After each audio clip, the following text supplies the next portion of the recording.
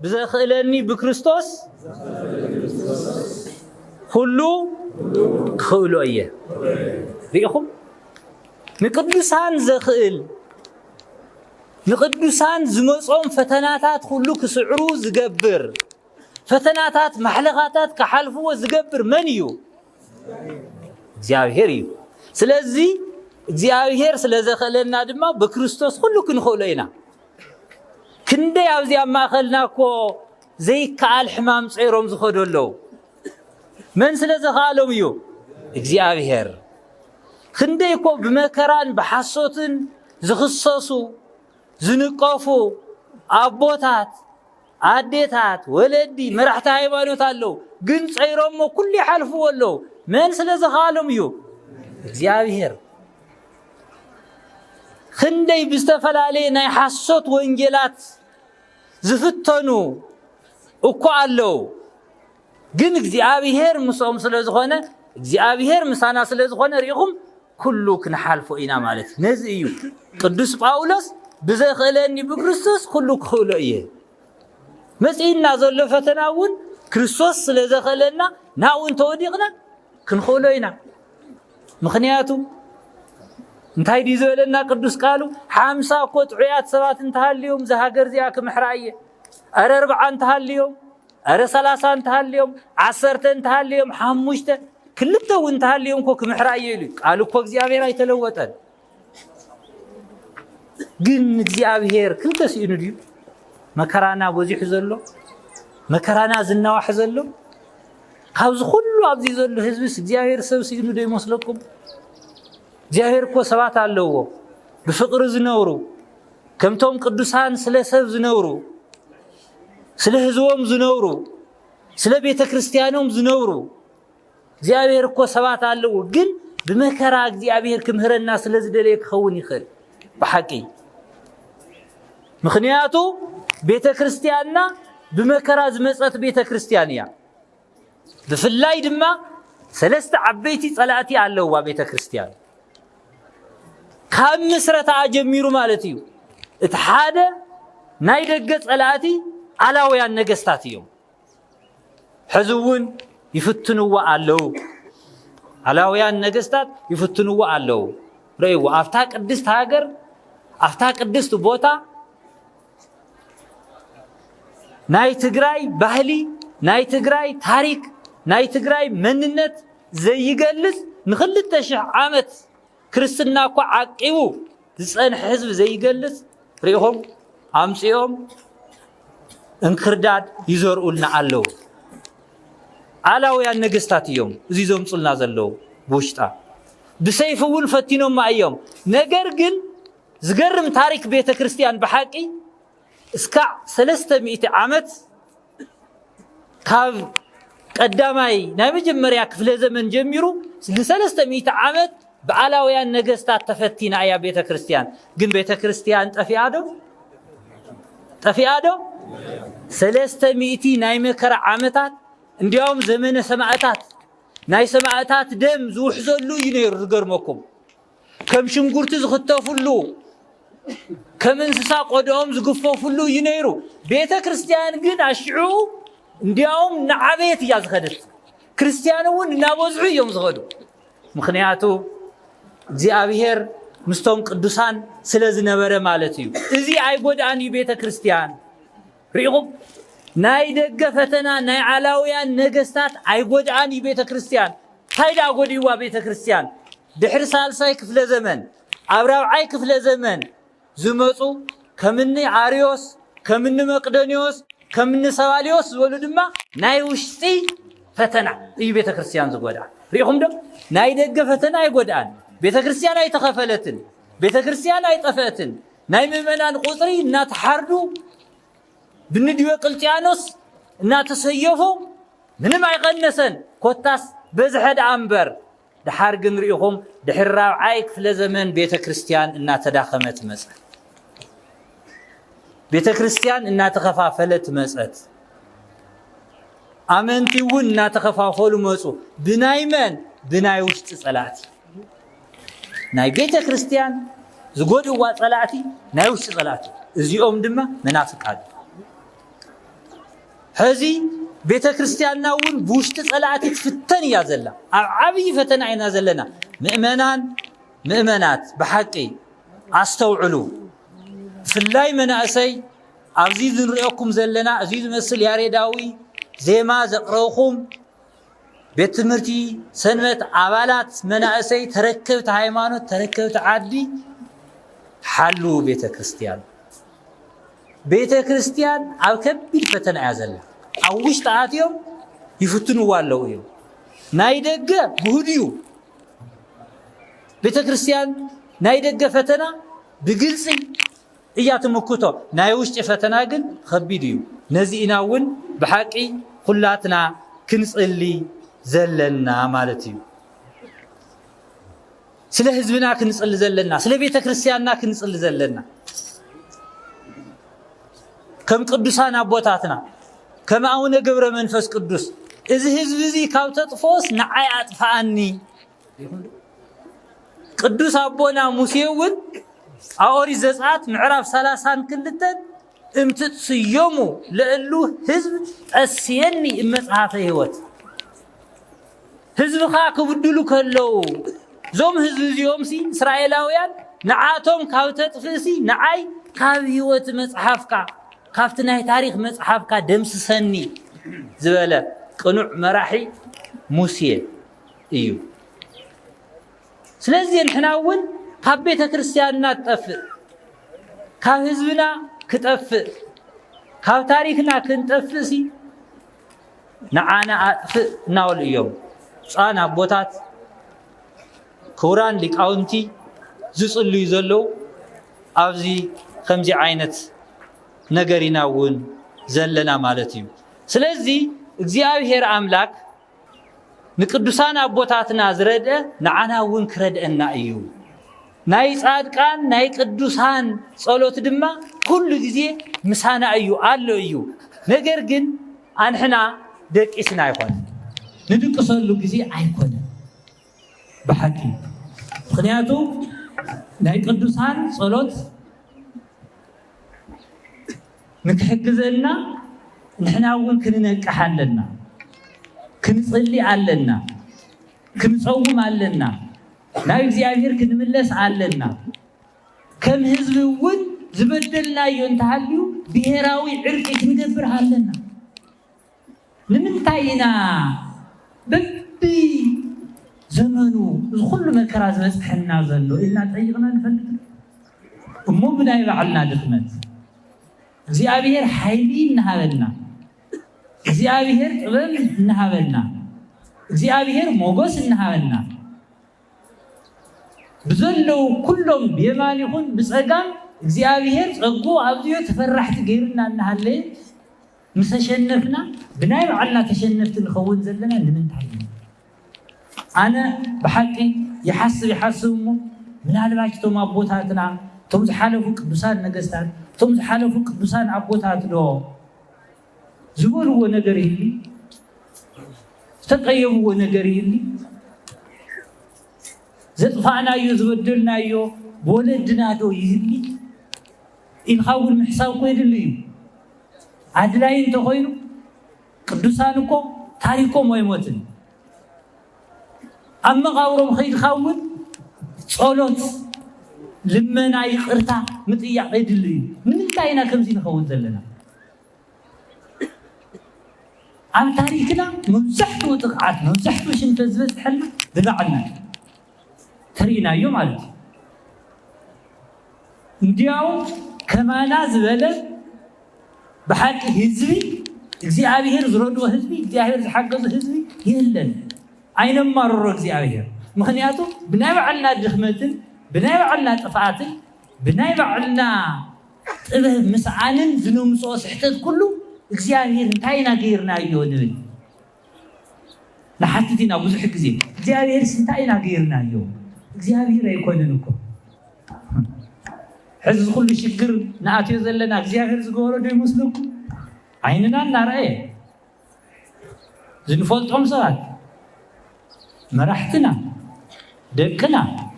أحواتنا حزقو بتعمل زسكف عبز زسكف ونتهكونا ذلنا عين شفافنا مو بحقي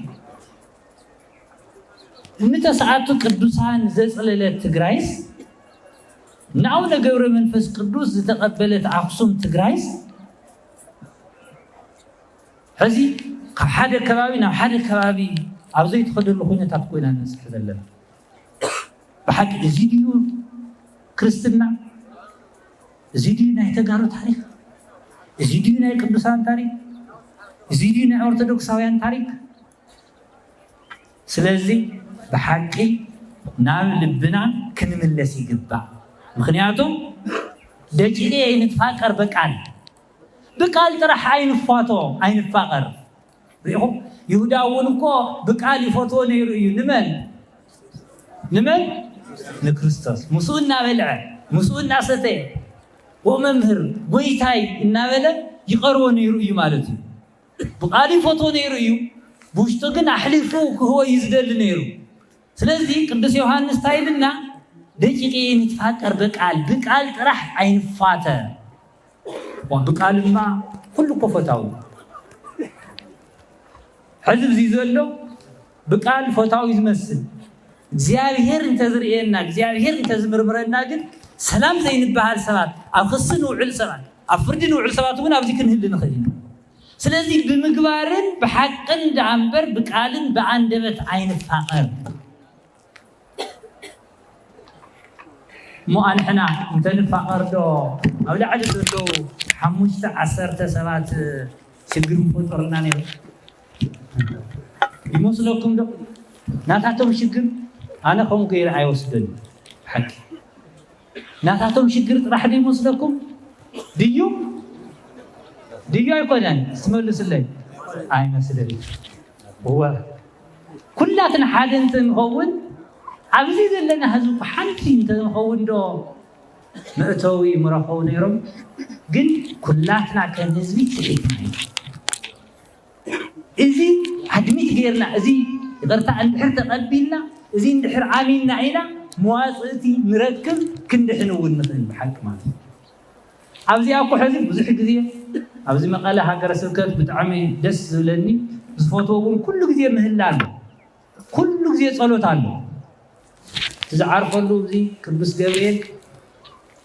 لقيت الأولاد كل زي نجوه صلاتي كبري بتعمل زي زحبوسيو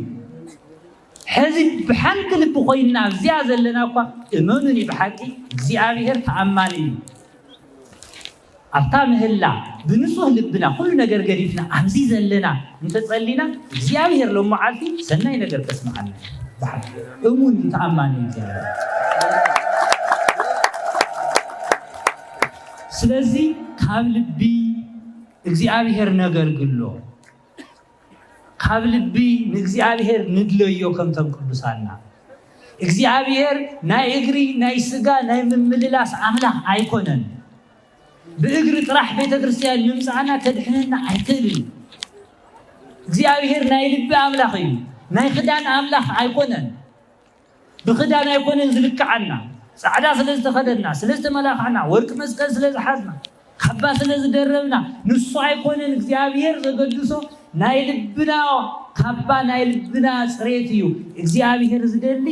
እዚን ተገይርና ድማ እግዚአብሔር ምሳና ከውን ይማለት ስለዚህ ሪኹም ቅዱሳን አቦታትና ነኽብር ዘለና ለማዓልቲ መጽሐፍ ቅዱሳው እዩ ማለት ምክንያቱ ንቅዱሳን ንምንታይ ተአምኑ ይውልናዮም አንሕና አምላኽና እግዚአብሔር ሓደ እዩ ካሊ አምላኽ የለን ዝነምልኹ አምላኽ እውን የለን ንቅዱሳን ግን ክብሪ ንህቦም ኢና በአማላጅነቶም ንአምን ኢና እዚ ዝብሉ ሰባት ግን ንባዕሎም ዝገርመኩም ክጽልየልኻ ይብልኹም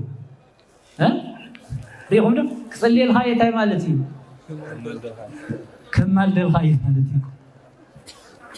صوم زي فلت صلاة زي فلت حق سرعات زي يقولوا كصلي اللي كمال اللي انت خيلس تو قدسان عبوتاتي دا كمي زي مالدو كمي زي يصليو ريخم دو كبري زي يقولوا تاريخ ዘይብሎም ስለዝኾኑ እዮም መጽሓፍ ቅዱስ ባዕሉውን እግዚአብሔር ባዕሉ እንተዳ አጽዲቁ ዝመረጾም ሰባት ዝቃወሞም መን እዩ ዝብለና ሮሜ 8 ሪኹም ዶ እግዚአብሔር ዘጽደቆም ዝቃወሞም መን እዩ የለን እግዚአብሔር ዘኽወረ ዝቃወሞለ ድዩ የለን እግዚአብሔር ዝፈቶ ዝጸለየለ ድዩ ክሊ ነገር ግን ዋጋ የውሉን ከንቱ እዩ ስለዚህ እግዚአብሔር ዝሓረዮም እግዚአብሔር ዝመረጾም እግዚአብሔር ዘጽደቆም ሰባት ማንም ኩኩንኖም አይክእልን ዳሕራይውን ኣብ 12 ነገደ እስራኤል ኣብቲ መንበር ኮይኖም ከም ዝፈርዱ ይዝነግረና ቅዱሳን ከም ዝፈርዱ ይዝነግረና ማለት ሪኹም ስለዚህ ቤተ ክርስቲያንና ታሪካ ትውፊታ ኩሉ ሓልያ ትኸይድ ዘላ በዚ ምክንያት እዩ ማለት እዩ እሞ አንሕና ቅዱሳን የማሉድና ቅዱሳን ክቡራን እዮም እግዚአብሔር አኽቢርዎም እዩ እግዚአብሔር ሓሪዎም እዩ እግዚአብሔር መሪጽዎም እዩ ንዓናውን የማሉድና እዮም ናይ እግዚአብሔር ቀረብቲ አገልገልቲ ስለዝኾኑ ኢና ንብል እምበር ንፍጡራን ነምልኽ አይኮናን ኦርቶዶክሳውያን አምላኽና እግዚአብሔር ሓደ እዩ ብጀካይ ካልኢ አምላኽ አይታምልኽ ዝበለ አምላኽ እውን ንሱ እዩ ስለዚህ እዚ ፈሊጥና ኢና አምልኮተ እግዚአብሔር እውን ክንፍጽም ዘለና ማለት እዩ እሞ በሐቂ እግዚአብሔር አምላክ ንህዝብና ንሃገርና ናይቶም ቅዱሳን አቦታትና ጸሎትን በረከትን ኣብ ህይወትና ይሕደር ኣብ ህዝብና ዝረአይ ዘሎ ኣብ ልዕሊ ህዝብና አንጸላልዩ ዘሎ ሽግርን መከራን እውን ብናይ ቅዱሳን አቦታትና ጸሎት እግዚአብሔር ካብ ህዝብናን ካብ ሃገርናን يرحقنا قدس بيت كريستياننا ون أو خبيد فتنا أو خبيد شجر إيازلامو كمتا ناينوه مركب متشومنت نفسات كافتي نايت افعات ماي زد حانا እግዚአብሔር አምላክና ኣብ ህዝብና ኣብ ከባቢና ኣብ ሃገርና ኣብ ቤተ ክርስቲያንና ዘሎ ፈተናውን እግዚአብሔር አምላክና يرحقልና በሐቂ ናይ ኩሉ መእሰሪ ፍቅሪ ስለዝኾነ ኣብዚ ወቅት እዚ ተፈጢሩ ዘሎ ሽግርን መከራን ኣብ ግንዛቤ ኣብ ግምት ውሽጢ ኣቲና ነንሕድሕድና ንፋቀር መራሕቲ ሓለፍቲ እዮም ህዝብ ግን ነባሪ ታሪክ ግን ነባሪ ቤተ ክርስቲያን ግን ነባሪት እያ ስለዚ ሁሉ ጊዜ አንሕና ንሳቶም ናብዚ ኸድዎ ንሳቶም ናብዞም ጽውዎ ሓዊ ክነኣቲ የብልናን ምክንያቱ በታሪክ ብዙሕ በወለድና ተማሂርና ኢና ሓሊፍና ኢና እና በዚህ አጋጣሚ ኩልኹም ኣብ ዘለኹም ደቅና ኦርቶዶክሳውያን ዝኾንኹም አንሕና መራሕትኹም ኣብ ሽግር ኢና ዘለና ይኸው ካብ ብፁዕ ኣቦና ኣቡነ ኢሳያስ ጀሚሩ ኣብ ዘለዉ ብፁዓን ኣቦታት ብፁዕ ኣቦና ኣቡነ ናትናኤል ብፁዕ ኣቦና ኣቡነ ዮሐንስ ኩላትና ኣብ ዘለዉ ሊቃውንቲ ኣብ ሽግር ኣብ መከራ ኢና ዘለና ምክንያቱ ናይ ኩልኹም ጓሶት ስለዝኾንና አንሕና ንጭነቕ ኢና ዘለና ቤተ ክርስቲያንና እውን ኣብ ሽግር እያ ዘለና ዝንዛረቡ እውን ጠፊእና በሐቂ ኣይትፍረዱልና ምክንያቱ ኩሎም ደቅና ኩሎም ናትና ኩሎም ኣሕዋትና ኩሎም ኣየታትና ታይልና ኢና ንዛረብ ከም ቤተ ክርስቲያንሲ ኣቦታት ብፁዓን ኣቦታት ስቂሎም ይበሃል ከም ዘሎ ንሰሚዕና ኣብ ሚድያ እውን ማለት እዩ ታይልና ኢና ክንዛረብ ትፍረዱ ንመን ኢና ክንፈርድ ደቂ ሓንቲ ገዛ ደቂ ሓደ ወላዲ ደቂ ሓንቲ ቤተ ክርስቲያን ተጻልዮምስ استولدي زولدكم رأيهم ودقكم كم يجيركم يخم تدهلوا كم يجيركم يخم نتحد ولا أنت تفاون كم يجيركم يخلقكم ده ولدي يكالي يكالن نالواج إحنا سلزين فلتو يكالو يكالن سقيلكم استعديتات يكالي يكالن دك خن حليف أنت بعده زبودل دك خن حليف أنت بعده الجوربيت አይተባን ዋ ለባም አዶ አይተብኒያ ለባም ወላድውን አይህብኒ ባዕሉ ይግስጾ ባዕሉ ይመክሮምበር ንጎረቤት ከምዚ እንተ ተባሃለ ወደይ ከም አይገብርን ያትብ ሆሞይና እንግዲህ ዘዓበና ማለት እዩ ስለዚ ኣብ ከምዚ ዓይነት ሽግሪና ዘለና ክንዛረውን ቃላትና መረጽና ተሸጊርና ክንምህርውን ቃላትና መረጽና በሐቅ ማለት እዩ ኣብ ቅድሚ እግዚአብሔር ሆይና ኣብ ቅድሚ አምላክ ሆይና ምኽንያቱ ንዓኻቶም ዕንቅፋት ከይንኸውን ንደቅና ንቤተ ክርስቲያንና ዕንቅፋት ከይንኸውን ቤተ ክርስቲያንና ኣብ ዝኸፈ ኣብ ዝገደደ ሽግር ከይትወድቕ ምኽንያቱ ቤተ ክርስቲያን ናይ ኩሉ እያ ቤተ ክርስቲያን ኩሉ ይዝመጻ ተቃዋሚ ይመጽእ ደጋፊ ይመጽእ ስቑሉን እግዚአብሔር ደልዩ ኣብ ኩሉ ዘየለ ይመጽእ ኣይኮነን ድዩ ስለዚህ ንሕና ኩልኹም ክነሐጉስ ኩልኹም ክንፈቲ ንኩልኹም ድማ ክነኽብር ስለንደሊ እዩ ስቕልና ዘለና ምዝራብ ጠፊእና ኣይኮነን ምንጋር ጠፊእና ኣይኮነን እግዚአብሔር ግን ንዛረብ ኢና ዘለና ንቅዱሳን አቦታትና ግን ንዛረብ ኢና ዘለና ስቕ ይበልናል ኣብ ጸሎት እውን ትሪእዎ ኣለኹም ስለ ህዝብና ስለ ሃገርና ስለ ቤተ ክርስቲያንና ኢና ንጸሊ ዘለና እሞ አቦታት ድማ አቦታት ክንመስል ኢኹም ዝሾምኹምና ዝመረጽኹምና እምበር ናይ ፖለቲካ መሳርሒ ክንኸውን ኣይኮነን ናይ ሓደ ወገን መጥቀሚ ክንኸውን ኣይኮነን ስለዚ ቤተ ክርስቲያን ናይ ክርስቶስ ስለ ዝኾነት ትምህሮ ትነግሮ ሓቅን ጽድቅን ንምእመናን ዝሕጉስን ንምእመናን ዝምልስን እምበር ዝብትን ኣይኮነን ምእመናን ካብ መድረኽ ዘጥፍእ ካብ ቤተ ክርስቲያን ዘጥፍእ ኣይኮነን ስለዚ ኢና ስቑልና ዘለና ማለት እዩ ክትርድኡልና ንደሊ ኢና ኣብዚ ዘለኹም ድሕር ተረዲኹም በብገዛኹም ክንደይ መልእኽቲ ተመሓላልፉልና ኢኹም ማለት እዩ ስለዚ ኩላትና እውን ንጸሊ ኩላትና ንሓድነት ንስራሕ ኩላትና ዝሓለፈ ታሪክና ስሕተት ዘለዎ ታሪክና ኣይንድገሞ ኩላትና ብጸሎት ብሓድነት ብፍቕሪ ንስመር ከፋላሉና ንዝደልዩ መራሕቲ ሃገር ይኹኑ መራሕቲ ሃይማኖት ኣይንቀበሎም